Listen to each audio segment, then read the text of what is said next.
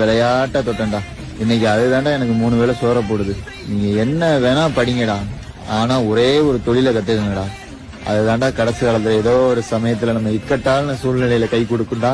அனுபவத்துல சொல்றேன், வீட்டுல உள்ளவெல்லாம் விட்டுட்டு போயிருவான். ஒரு நாள் நம்ம காதல் பண்றதா கழட்டி விட்டு போயிருவா. அது 1/4 மணி நேரத்துல நடந்துரும். ஆனா நம்ம கத்துக்கிட்ட தொழில ஒரு காலம் நம்ம கைவிடாதுறான். என்னைக்கா இருந்தாலும் அது காப்பாத்தும்.